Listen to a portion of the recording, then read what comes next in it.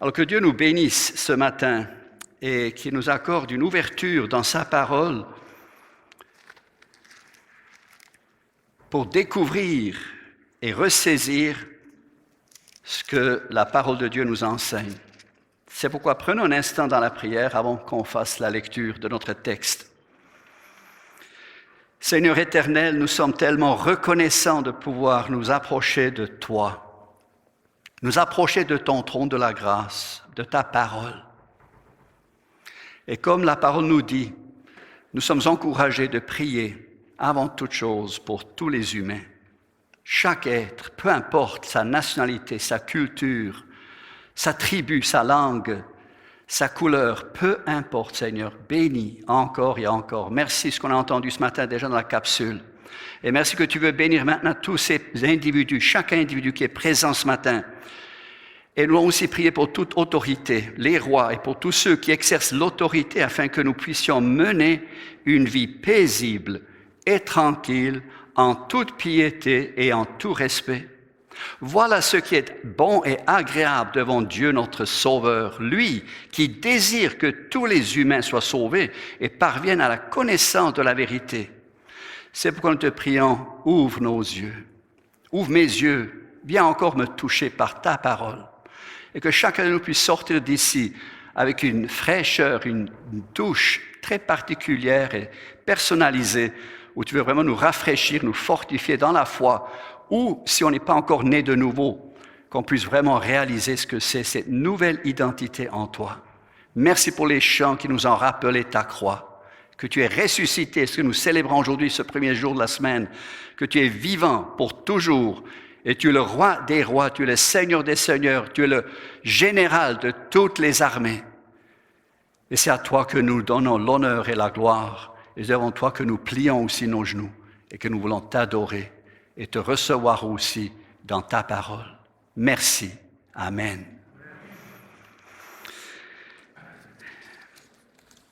Nous allons tourner ensemble dans l'Épître aux Galates. On s'est resté, ça fait l'année passée, on s'est arrêté. Et puis voilà, j'aimerais continuer dans la suite de l'Épître aux Galates, chapitre 2, à partir du verset 11. Galates 2, à partir du verset 11.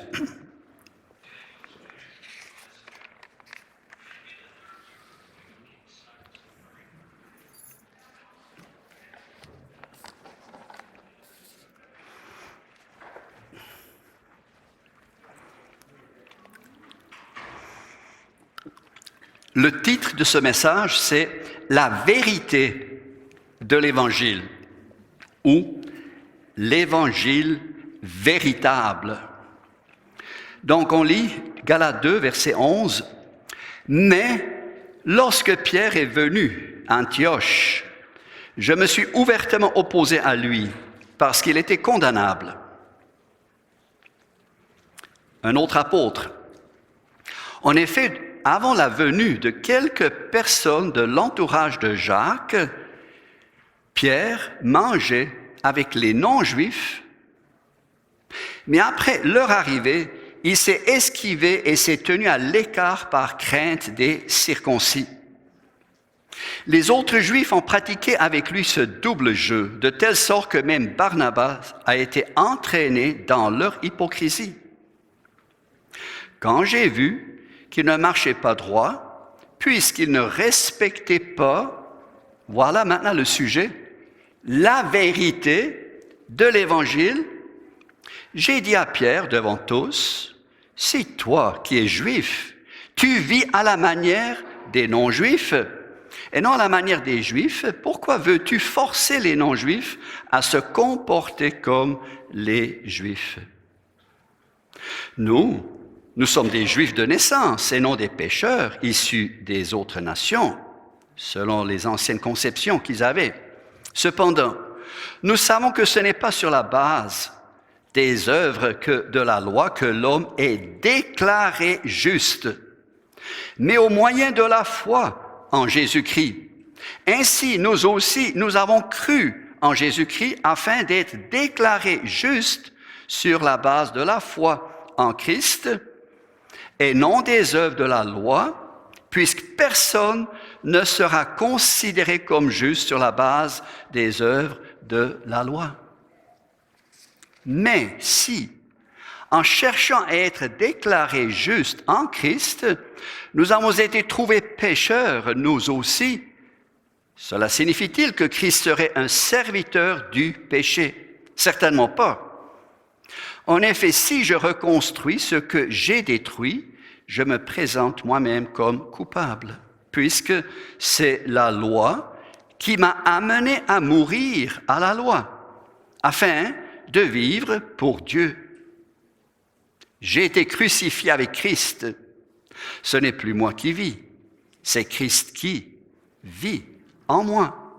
Et ce que je vis maintenant dans mon corps, je le vis dans la foi au ou du Fils de Dieu, qui m'a aimé et qui s'est donné lui-même pour moi.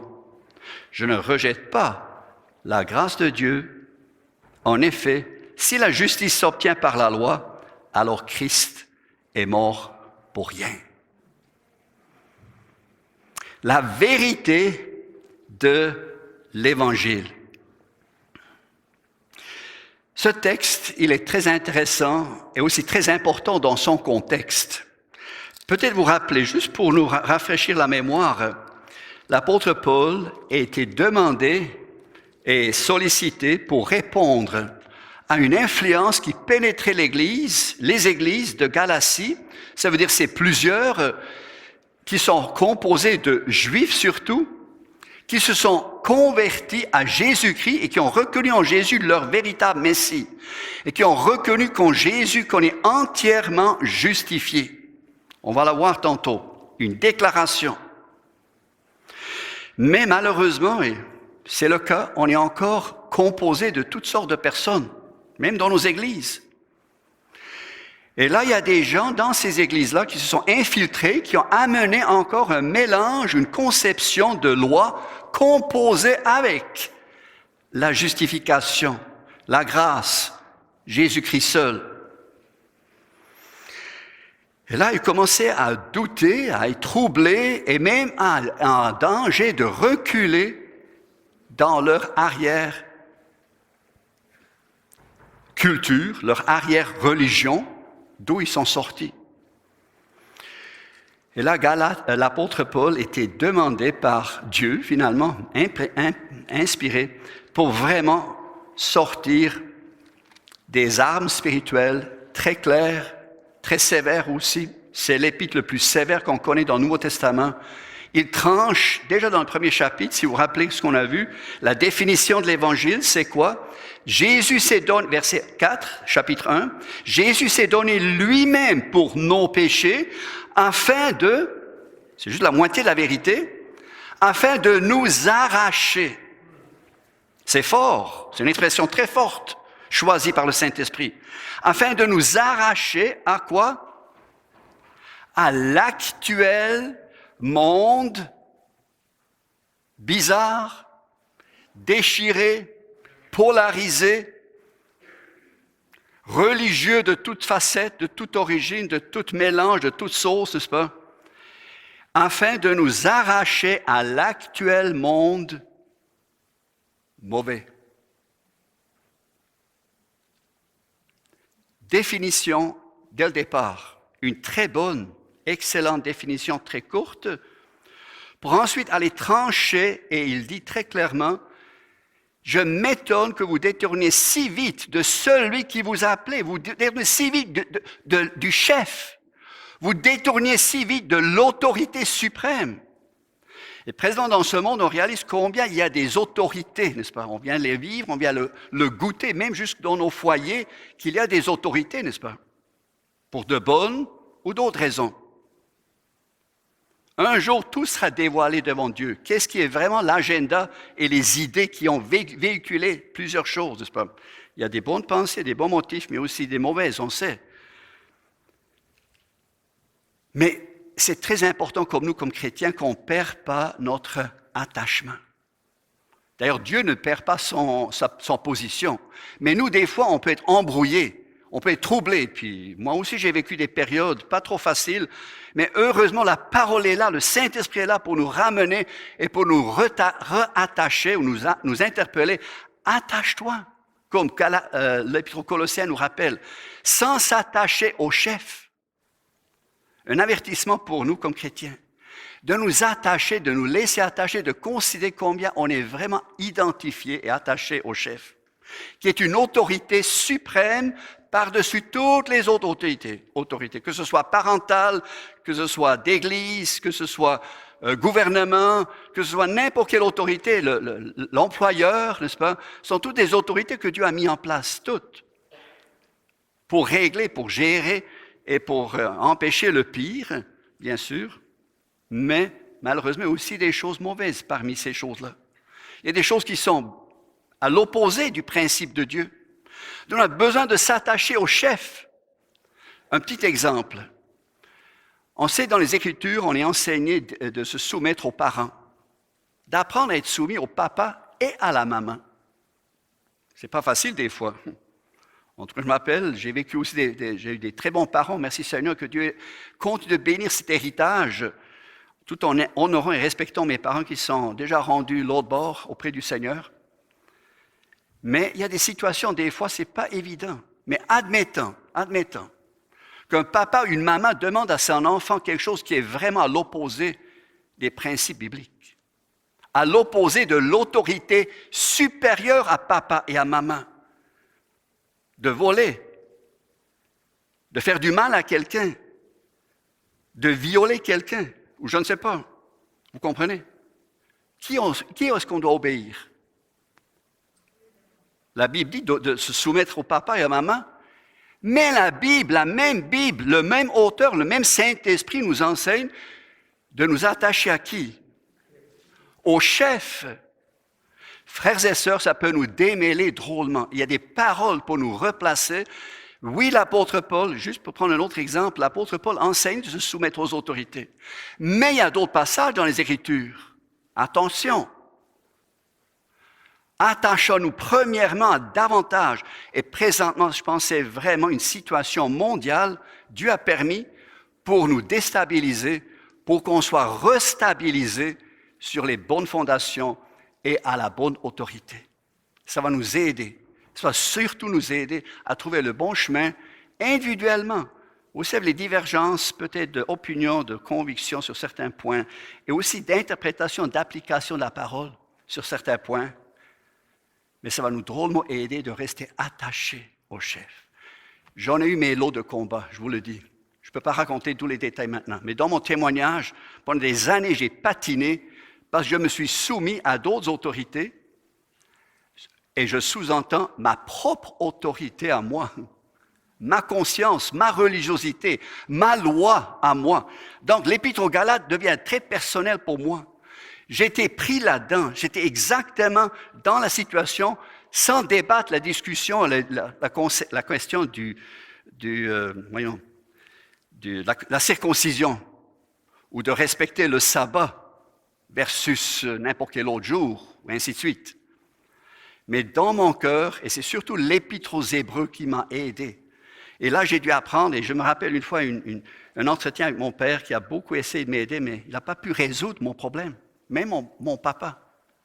J'ai dû apprendre à m'attacher au chef. Et c'est pourquoi, frères et sœurs, c'est tellement béni de pouvoir étudier la parole, de s'attacher au chef, d'écouter les frères et les sœurs, d'écouter les pasteurs, les anciens qui nous parlent, qui nous enseignent la parole, mais toujours de filtrer en écoutant premièrement et avant tout le chef. Jésus a dit, mes brebis connaissent quoi? Ma voix. Ils connaissent ma voix, et elles ne suivront pas un étranger. Elles me suivent, elles m'entendent, elles me comprennent, elles m'entendent. Mes brebis entendent ma voix. Est-ce que vous entendez sa voix? Ben, c'est un indice que vous êtes ses brebis, que je suis son brebis. Si vous n'entendez pas sa voix et puis plein d'autres voix, vous avez un sérieux problème, un très sérieux problème. Donc, c'était exactement ce où l'Épître aux Galates veut nous amener, de réécouter vraiment le vrai message et le vrai évangile par le message que le chef nous présente, c'est Christ lui-même. Et là, il est très sec, on peut dire peut-être, il est très tranchant. Il dit, si quelqu'un, il se répète même 2 fois, si quelqu'un, même nous ou même un ange venu du ciel, vous annonçait un évangile modifié, différent, adapté, composé de celui que nous vous avons prêché, qui soit quoi? Condamné, maudit. C'est grave, anathème, ça veut dire qu'il soit condamné à l'enfer. 2 fois, il se répète. Pour être très clair dès le début, on n'a pas de jeu à jouer. Il n'y a pas de tolérance dans cette question principale. Dans d'autres questions, on verra tantôt dans les passages que j'aimerais partager. On a une flexibilité. L'apôtre Paul était flexible. Il n'est pas rigide, mais il était ferme. Ce n'est pas la même chose. La fermeté ou la rigidité, n'est-ce pas? On a des personnes qui sont devenues rigides dans leur spiritualité, dans leur façon, dans leur caractère, dans leurs convictions, rigides. Jésus n'était pas rigide. L'apôtre Paul était loin d'être rigide. Il était rigide avant sa conversion, sa nouvelle naissance, avant de connaître Christ, avant d'être identifié à Jésus-Christ. Là, il était drôlement rigide. Mais après, il était ferme par rapport à cet attachement et cette identification et cette déclaration de justification en Christ, mais il était drôlement flexible sur certains points en laissant un jeu de manœuvre, une ouverture d'esprit. Et c'est là, frères et sœurs, qu'on voit que ça, c'est la saine doctrine. Quelque chose qui est rigide n'est pas la saine doctrine. Ou quelque chose qui laisse tout lousse et puis tout est admis, c'est la soupe totale, c'est le cocktail du diable, n'est-ce pas? C'est un mélange religieux. Alors là, l'apôtre Paul, il est très clair et il mange pas, ça a trop dans ma tête. Il ne mange pas ses paroles ou il met, en tout cas, il ne mange pas ses paroles, n'est-ce pas? Il dit ce qui doit être dit. Et finalement, il continue, puis c'est maintenant une section après l'autre, des points qui s'ajoutent pour souligner, pour appuyer exactement toujours le même principe, la même vérité qu'il essaye de partager et de rappeler les Galates. Revenez-y. Heureusement qu'on a cet épître-là. Heureusement que ces chrétiens à cette époque avaient ce trouble-là. Heureusement. Ça provoquait, dans un bon sens, Dieu pour inspirer Paul et nous fournir des outils pour tous les siècles et pour toutes les cultures et toutes les nationalités. Les mêmes vérités s'appliquent. Vous savez un peu d'où je viens. Et j'ai vécu dans plusieurs cultures, dans plusieurs continents. J'ai passé dans ma vie, depuis ma jeunesse déjà. C'est toujours le même problème. C'est juste la couleur qui change. Les prénoms qui changent. Mais c'est toujours le même principe. Les églises, les problématiques, on peut aller en Europe, on peut aller en Asie. C'est la même chose, c'est exactement la même chose. C'est pourquoi apprenons ce que les Écritures nous enseignent. Et là, l'apôtre Paul, finalement, explique comment il était intégré entièrement dans le cortège, dans le conseil des apôtres. C'est ce qu'il présente dans le chapitre 1er, la deuxième moitié. Dans le deuxième chapitre, pardon. Mais dans la première, il finit, et en terminant, il parle beaucoup que c'est par aucun homme qu'il a été instruit, mais par éducation, par formation, par toutes sortes de formations. L'apôtre Paul dit non, moi je l'ai reçu par révélation. L'Évangile est quelque chose que Dieu doit nous révéler. Et c'est aussi pour nous aujourd'hui, pour ceux qui ont grandi dans une famille chrétienne, comme moi, ça prend la révélation. La révélation. Qui est Dieu? Qui est Jésus-Christ? Qu'est-ce que c'est la croix? Et qu'est-ce que ça me rapporte à moi dans ma vie? La vérité de l'Évangile dans ma propre vie. Et finalement, le deuxième chapitre, là, il explique comment lui a été intégré parmi les apôtres. C'est pas facile, un ennemi comme il était, un qui persécutait l'Église, à outrance, violent comme il était, excessif. Et comment finalement il a été admis et même intégré dans le conseil, dans l'équipe des apôtres à Jérusalem, en tout cas vraiment quelque chose de très fort, a expliqué à des églises qui n'étaient pas de la région. Ils étaient en Galatie. La Galatie, pour ceux qui connaissent la géographie, c'est en Turquie d'aujourd'hui. Donc, c'est au milieu de ce territoire-là que ces églises se trouvaient bien, bien loin de Jérusalem. Donc, ils ne connaissaient pas tous ces détails-là. Mais l'apôtre Paul les fournit ici pour leur appuyer et vraiment les enraciner davantage et mieux encore. Et maintenant, nous arrivons à notre texte et j'aimerais partager il y a 3 sections dans ce texte, comme vous avez vu peut-être en lisant. D'abord, il arrive avec une situation avec Pierre, pour ensuite aller à une fondamentale déclaration, encore une fois, sur la manière que Dieu voulait qu'on soit juste.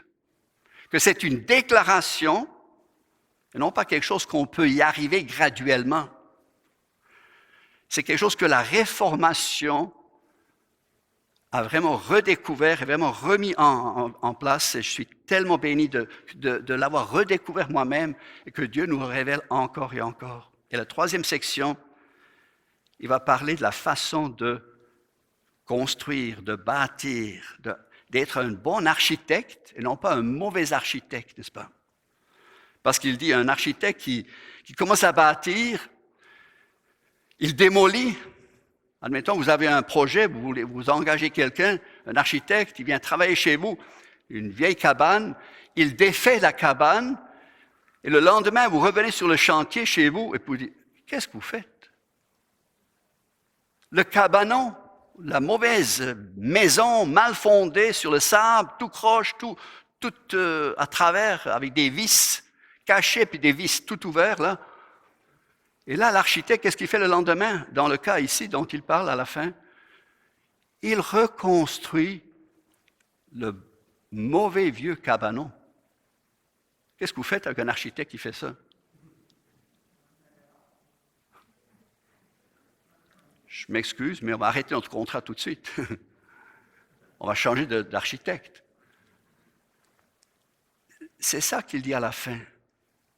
Donc, regardons maintenant étape après étape. Allons-y pas trop vite, même si je suis un peu excité, puis je trouve ça tellement brûlant, et puis ça brûle dans mon cœur, ces paroles-là, ces vérités. Et je souhaite que aussi parmi nous, la parole puisse commencer à brûler. Brûler dans le bon sens. On a beaucoup de chrétiens qui sont endormis, qui sont engourdis, qui sont apesantis, qui ont tellement des fardeaux sur les épaules, tellement des jougs lourds et pesants à porter. Soit des autres, soit de l'entourage, mais surtout et avant tout, de toi-même. Ça ne sert à rien de blâmer l'entourage, de blâmer la société, de blâmer le pays et puis les gestions. Ça ne sert à rien de blâmer tout ça. Le problème, c'est à l'intérieur de nous. C'est là que ça se passe. C'est là qu'on a besoin d'être libérés, d'être dégagés, de vivre une puissance qui libère. On a chanté tantôt. J'ai tellement apprécié ce chant-là parmi d'autres. La croix reste, pas la croix, c'est un autre, sur le mont du Calvaire. Une libération qui vient jusqu'au cœur et qu'on a besoin quotidiennement. Même minute après minute, on a besoin de cette vérité-là. Et là, on peut vivre dans des contextes de contraintes, pas trop agréables, pénibles, avec certaines autorités. J'en ai vécu aussi. Au militaire, je l'ai vécu. Dans le travail, je l'ai vécu. Dans les églises. Certaines autorités qui étaient tellement une oppression. Parfois, ça touchait à la tyrannie, n'est-ce pas? Puis Jésus a dit, les grands de ce monde, ils tyrannisent. C'est rien de nouveau sous le ciel. Les grands chefs tyrannisent. Ceux qui ont de l'argent, ils tyrannisent, n'est-ce pas? C'est une tyrannie. Mais Jésus n'a pas couru contre Rome. Les apôtres n'ont pas couru contre Rome. Ils ont partagé l'Évangile qui libère les cœurs. Et c'est ça qu'on a besoin, chers amis, de découvrir, redécouvrir cette puissance qui libère notre cœur. Voilà maintenant la première section. Les versets 11 et suivants, il parle de Pierre. J'aimerais juste rappeler les quelques versets comme ça, notre mémoire sont nouveaux à jour. Mais lorsque Pierre est venu à Antioche, je me suis ouvertement opposé à lui parce qu'il était condamnable. En effet, avant la venue de quelques personnes de l'entourage de Jacques, il mangeait avec les non-juifs, mais après leur arrivée, il s'était esquivé et s'est tenu à l'écart par crainte des circoncis. Les autres juifs ont pratiqué avec lui ce double jeu, de telle sorte que même Barnabas a été entraîné dans leur hypocrisie. Quand j'ai vu qu'il ne marchait pas droit, puisqu'il ne respectait pas la vérité de l'Évangile, j'ai dit à Pierre devant tous, « Si toi qui es juif, tu vis à la manière des non-juifs et non à la manière des juifs, pourquoi veux-tu forcer les non-juifs à se comporter comme des juifs ?» Vous avez remarqué deux expressions dans ce passage. Il parle de crainte, par crainte des circoncis, et il parle d'être forcé de vivre à la manière et de se comporter à la manière des Juifs. Arrêtons-nous un instant sur cette section. Comment Paul, d'où est-ce qu'il a cette autorité ou cette audace ou cette franchise de corriger un Pierre, qui n'est pas n'importe qui. C'était le pilier, un des grands piliers de l'Église, la première. C'était un des grands chefs de l'Église première, n'est-ce pas? C'était celui qui était avec Jésus le plus proche parmi les 3 disciples, n'est-ce pas? Comment ça se peut que Paul ose corriger un tel chef? Lui étant lui-même aussi un apôtre, n'est-ce pas? Il le fait avec humilité, mais il le fait parce que Paul a compris peut-être encore un petit peu mieux que Pierre, à ce moment-ci, ce que l'Évangile était vraiment. Pierre était un peu encore instable, semble-t-il, influençable, manipulable, d'un entourage de Jacques, qui venait de Jérusalem.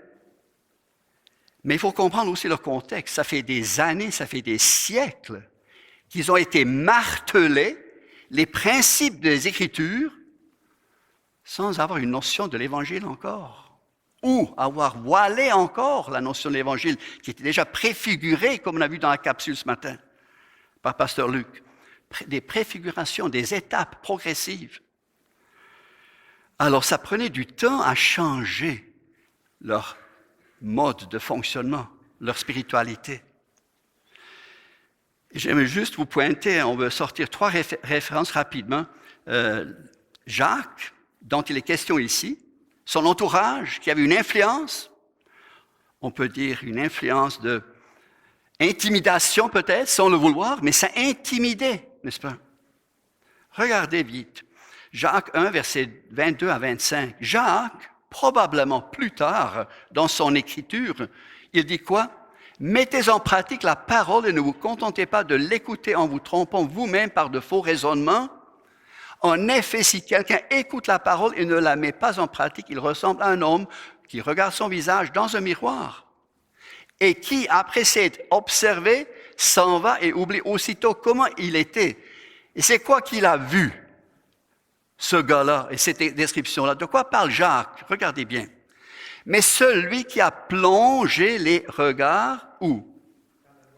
Dans la loi parfaite, virgule, la loi de la liberté. La liberté que l'humain cherche, ce n'est pas encore cette liberté-là. Cette liberté est spirituelle. Elle est éternelle. Et c'est Christ seul qui nous la donne, qui l'a fournie à l'intérieur de nous, dans notre conscience, dans notre fonctionnement, notre manière de gérer notre vie. C'est la loi parfaite, c'est la loi de la liberté et qui a persévéré. Celui qui n'a pas oublié ce qu'il a entendu, mais qui se met au travail, celui-là sera heureux dans son activité parce qu'il a appris à vivre dans cette loi de la liberté en Jésus-Christ. Qu'est-ce que c'est ça, cette loi? Une petite anecdote que vous avez peut-être déjà entendue. 2 gars qui étaient au bistrot le soir, à la taverne, qui ont pris leur coup. Ils veulent retourner chez eux, tôt le matin. Pour rentrer chez eux, ils doivent prendre la chaloupe, parce qu'ils habitent de l'autre bord. Et là, ils prennent la chaloupe, ils embarquent de la chaloupe, c'est tôt le matin, il ne fait pas clair encore, ils embarquent la chaloupe, et là, ils se mettent à ramer. Ils travaillent, il travaille, il rame, je ne sais pas combien de temps il travaille. Le jour se lève et là, d'un coup, il dit, mais pourquoi on n'est pas rendu l'autre bord? C'est quoi notre problème? Vous connaissez l'histoire? Pourquoi ils ne sont pas rendus l'autre bord? Pardon? Pourquoi ils n'étaient pas rendus l'autre bord? Ils étaient toujours en train de ramer la chaloupe. Pardon? Ils viennent remarquer, ils viennent se réveiller. Enfin, leur chaloupe était toujours encore attachée. C'est rigolo peut-être, mais c'est ça qui nous arrive, les amis. C'est ça qui m'est arrivé dans ma propre vie. J'ai travaillé, j'ai ramé pour me libérer, pour me rendre à bon port, d'être un bon chrétien et de vivre chrétiennement et puis d'être pur et saint et juste. Et tout le kit, n'est-ce pas? Tout le kit. Mais je n'ai pas remarqué combien j'étais attaché encore. La loi de la liberté m'a libéré. Le message de la croix, le sang de Christ, nous libère et tranche et dégage de tous ses jougs. La croix de Christ a remporté sur toutes. Un autre passage, 1 Corinthiens 7, versets 22 et 23. 1 Corinthiens 7, ça dit ceci. En effet, l'esclave qui a été appelé par le Seigneur est un quoi? À cette époque, dans la société, il y avait des esclaves. Mais c'est un affranchi du Seigneur. De même, l'homme libre, ceux qui émet de ses biens, qui gère ses biens lui-même, c'est un homme libre. Un entrepreneur, on peut dire aujourd'hui, qui a été appelé, et quoi? Un esclave de Christ. Et le prochain verset, vous avez été rachetés à un grand prix. Et souvent, ces derniers temps, ça me revient. Depuis des années, ça me revient. Merci Seigneur de me rappeler ça. Ne devenez pas, quoi? Esclaves des hommes. On est tous des tyrans. Quelque part, on essaie tous de tyranniser ou de maîtriser ou de dominer sur les autres parce qu'on n'est pas capable de maîtriser soi-même. C'est pourquoi j'ai besoin de Jésus-Christ. J'ai besoin de Christ. Libéré, et ensuite on dégage une autorité libératrice. Et non pas une autorité qui opprime, qui déprime, qui tyrannise, n'est-ce pas? Il y a encore un autre passage, Philippiens 3, 15 à 16. Philippiens 3. Versets 15 à 16. Nous tous donc, qui sommes mûrs, là il parle par rapport à la perfection, à la maturité dans le contexte, adoptons cette attitude et si vous êtes d'un autre avis sur un point, regardez maintenant la flexibilité. Dieu vous éclairera aussi là-dessus. Il ne dit pas qu'il vous devez adopter tous mes points, tous mes éléments que je vous partage, tels quels, et puis les avaler tout cru. Non, seulement là où nous en sommes, marchons dans la même direction et vivons en plein accord. Donc l'apôtre Paul était flexible, tout en étant très ferme sur les points principaux et sur cet enseignement de l'Évangile. Alors, pour revenir à notre Pierre, Jacques et Barnabas, et finalement Paul, heureusement, Dieu a préparé le terrain, a façonné Paul à travers tout son arrière-plan. Pas pour rien qu'on passe par des extrêmes et qu'on soit des extrémistes avant. N'est-ce pas? Paul est un extrémiste avant pour devenir un apôtre sage, équilibré, modéré, avec une saine doctrine. Et là, permettez que je partage quelque chose qui brûle dans mon cœur. Nous vivons une époque et nous vivons une saison qui est très, très pénible pour quelques-uns. Il y a des églises qui se divisent. Il y a des églises qui ne fonctionnent plus. Il y a des chrétiens qui ne peuvent plus se rassembler. Il y a des familles qui ne sont plus capables de se réunir pour des divisions, pour toutes sortes de points de vue, n'est-ce pas? Ça brise mon cœur de voir qu'est-ce qui se passe dans nos familles, Puis il y a d'autres qui commencent à se lever, qui commencent à se partager. C'est pas correct. Il y a quelque chose qui marche qui n'est pas correct. On a manqué l'Évangile. La famille de Dieu, mais aussi dans nos familles réciproques. Dieu veut qu'on reste quelque part dans une flexibilité, mais dans une fermeté de l'Évangile. Et là, si vous permettez, je viens d'entendre cette semaine, quelqu'un qui a assisté à des ateliers de préceptes nous a partagé que, semble-t-il, aux États-Unis, selon une statistique, je ne sais pas si c'est les 2 dernières années ou c'est un peu plus, 1/3 des pasteurs ont démissionné ou se sont retirés de leur poste. Pour X raisons, probablement parce qu'ils sont épuisés, brûlés, burn-out, plus capables de gérer la situation. On est déjà dans une pénurie que Dieu appelle des frères, des jeunes hommes de moyen âge, et de les équiper sagement, modérément, équilibrés. L'apôtre Paul, on en a besoin aujourd'hui. On a besoin d'un apôtre Paul qui, avec sagesse, avec douceur, qui ose affronter un autre frère qui dit « Hey, mon frère, tu ne marches pas selon la vérité. » On ne parle pas de choses qui n'est pas aussi primordiales comme ici, n'est-ce pas? On a besoin de frères qui sont équipés. Mais on a besoin de nous tous d'être équipés. Ne pointez pas vers des hommes que Dieu aimerait appeler pour le ministère et préparer pour un ministère et qui a déjà prévu pour un ministère.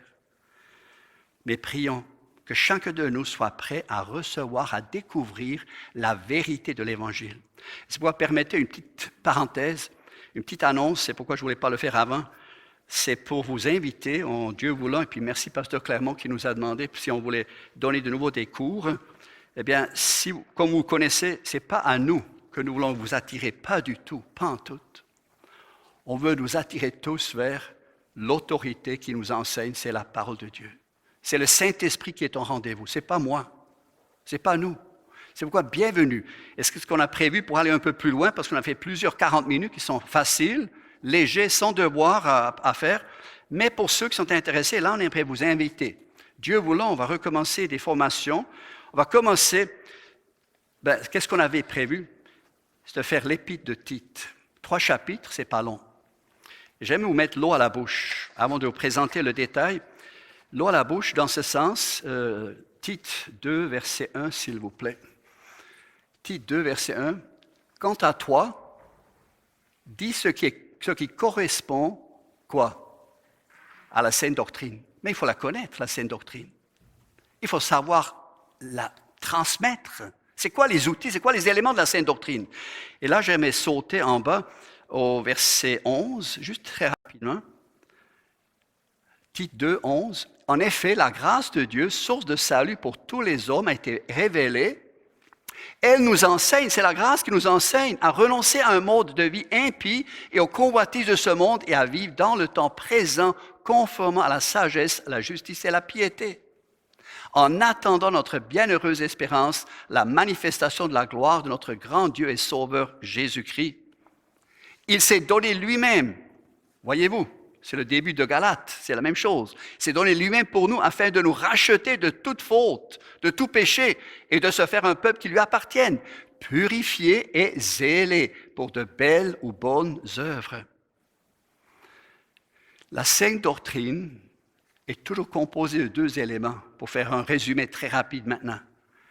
C'est tout ce que Christ a accompli, mais c'est également notre implication en lui, par lui, de lui, pour les bonnes œuvres.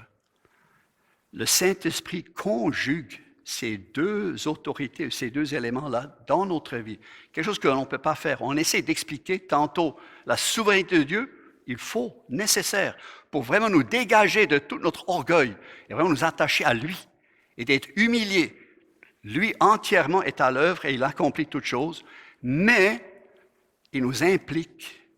Et on verra plus tard dans l'Épître aux Galates, il y a des très bons exemples pour expliquer cette conjugaison, où les 2 sont conjugués ensemble. La souveraineté de Dieu, mais la volonté de l'homme doit être conjuguée ensemble pour accomplir la volonté de Dieu et le plan de Dieu dans nos vies. Si un fait défaut de l'autre, on tombe dans des hérésies, on tombe dans des excès. Mais si les 2 sont bien conjugués, et la parole, la sainte doctrine, elle fait ça. C'est pourquoi on a hâte de pouvoir donner cette formation d'abord, qui est une formation générale, comme étudier les lettres du Nouveau Testament. Ça sera un petit manuel comme ça, vous le recevez gratuitement. Alors, si vous vous inscrivez aujourd'hui, on peut vous en donner quelques exemplaires aujourd'hui, pour ceux qui sont les premiers arrivés, premiers servis. Les autres, Dieu voulant, dans 3 semaines, où on a commencé. Alors, il y en a 3 sessions de formation sur comment étudier les lettres du Nouveau Testament. Ça sera généralisé pour tout le Nouveau Testament, les lettres. Très facile, tout le monde peut suivre. Même si vous n'êtes pas trop habile, vous pensez « Ah, c'est pas trop pour moi ».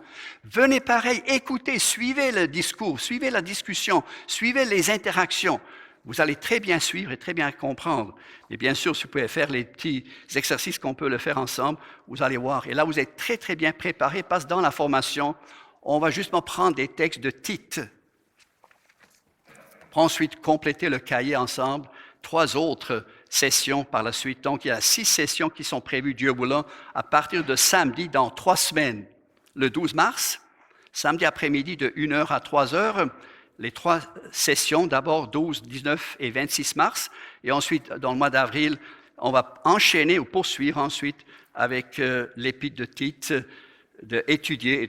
Vous allez préparer un peu à la maison, mais vous avez déjà bien travaillé la formation, c'est très facile ensuite à faire la suite. Donc, bienvenue à cette nouvelle session qui débute ce printemps. Voilà. Donc, nous avons bien vu, pour revenir à notre texte et terminer avec ça, la vérité, respecter la vérité de l'Évangile. Et finalement, l'apôtre Paul explique par le Saint-Esprit qu'on est entièrement déclaré juste, pas par les œuvres de la loi, pas par nos œuvres, pas par nos moyens, pas par notre sanctification. On mélange les sanctifications avec la justification. Non, la justification est un don entièrement donné, déclaré. C'est pas quelque chose de progressif, c'est déclaration, c'est donné. Et il se répète 2 fois. Si les Écritures répètent 2 fois quelque chose, c'est vraiment pour l'assurer. C'est comme 2 ou 3 témoins. Dans l'Ancien Testament, c'est déjà l'exemple. Si 2 témoins ou 3 affichaient la même chose, c'était vrai. Ou semble-t-il vrai? Alors, c'est le même principe que Dieu applique ici. 2 fois répété, ça veut dire vraiment 2 fois bien soutenu. Personne ne sera considéré juste sur les œuvres de la loi. Donc, si vous ajoutez à la justification en Jésus-Christ, si vous ajoutez quoi que ce soit d'autre, n'importe quoi, vous êtes déjà dans le trouble. Vous êtes en train de quitter l'Évangile, la grâce. Donc, c'est pourquoi on a besoin de revenir là-dessus et de ne pas rebâtir ce qu'on a défait, comme on a vu tout à l'heure. Et la conclusion, à la fin du chapitre, c'est si vous avez remarqué, c'est très personnel. Ce n'est pas collectif.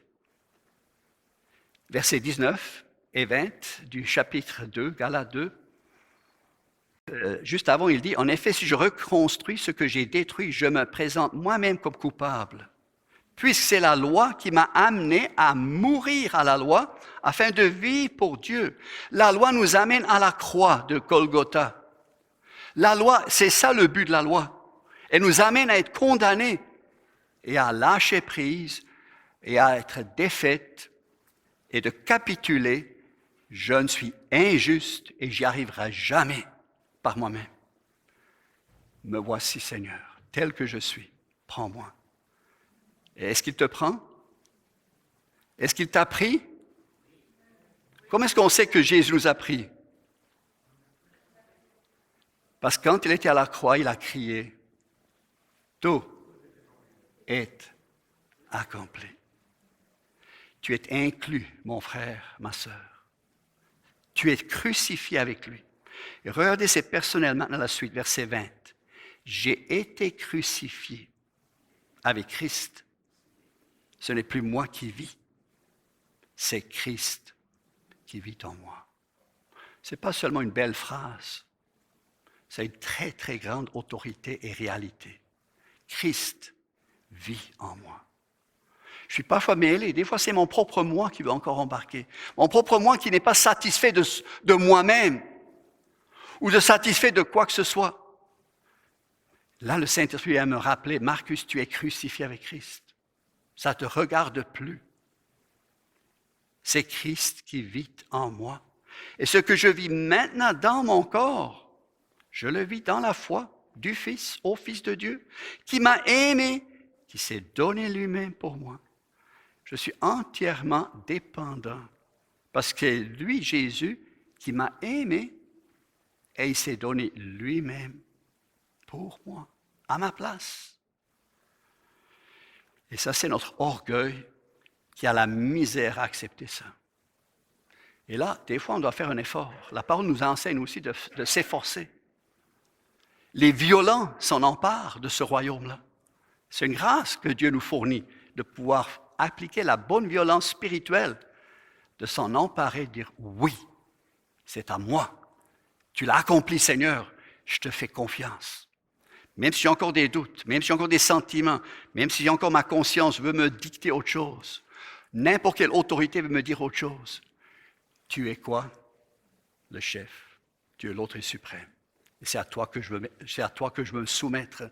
Et c'est de toi que j'apprends aussi à me soumettre aux autres autorités de la bonne manière. Donc, Jésus nous enseigne aucune rébellion face à qui que ce soit. Il nous enseigne une rébellion au péché, à l'incrédulité, mais il nous enseigne à une confiance et une obéissance à la vérité de l'Évangile. C'est libérateur. Et si quelqu'un est ici qui est chargé, il porte des fardeaux, venons à Jésus. Il prend tous nos fardeaux, il brise tous les jougs, il les a toutes brisés. Et ainsi nous pouvons partir libérés en lui, dégagés par lui. J'aimerais rappeler le chant parce que j'avais les paroles avec moi. Ça m'a touché, puis sans parler à personne. Mais c'est exactement le chant qui est venu dans l'ouverture du culte avec l'adoration. Sur le mont du Calvaire, il était une croix où Jésus souffrit tant de douleurs. Oui, c'est là qu'il mourut, c'est sur cet infâme bois pour sauver le plus vil des pécheurs. Il était si séparé et c'est une tension énorme. Il était suspendu entre le ciel et la terre. Il n'y a pas pire de tension que dans la crucifixion de Jésus. Jésus a encaissé toute cette polarisation que ce monde est en train de se détruire et se démolir, se défaire totalement pour manipuler ensuite. Jésus est venu mourir sur cet infâme bois. Sortons pour aller à lui. Cette croix où Jésus du monde est rejeté a pour moi le plus grand des attraits. C'est là que Saint Agneau, mon sauveur, a porté mes fardeaux, mes douleurs, mes forfaits. Sur la croix où Jésus a versé tout son sang, je contemple ébloui sa beauté. Sur la mort et l'enfer, son combat triomphant fait de moi son heureux racheté, son heureux libéré. M'appuyant avec foi sur la croix de Jésus, son opprobre, je veux le porter, jusqu'au jour bienheureux où parmi les élus dans le ciel, je pourrai l'exalter. Nous sommes dans un royaume qui est en train de se bâtir, qui est en train de mûrir et en train de terminer en gloire et en puissance, en autorité, par-dessus tout. C'est pourquoi persévérons, encourageons-nous les uns les autres et passons à travers avec la grâce que Dieu nous donne. Prions. Seigneur, tu as tellement des bonnes et des grandes vérités à nous révéler. Merci. Merci de me toucher. Merci de nous toucher chacun par la vérité de la croix. Et merci pour ton sang qui a coulé pour nous libérer. Quelle puissance, quelle protection dans les attaques, dans les jougs mauvais qui veulent se mettre sur nous. Quelque part, Jésus, tu les as brisés à la croix. Merci. Et que tu es ressuscité et que nous sommes maintenant vainqueurs, plus que vainqueurs en toi, Jésus-Christ. Bénis chacun de nous et permets que ton Saint-Esprit puisse nous consoler, nous rassurer, mais aussi nous unir à la bonne vérité. Amen. Bonne semaine, que Dieu vous bénisse tous.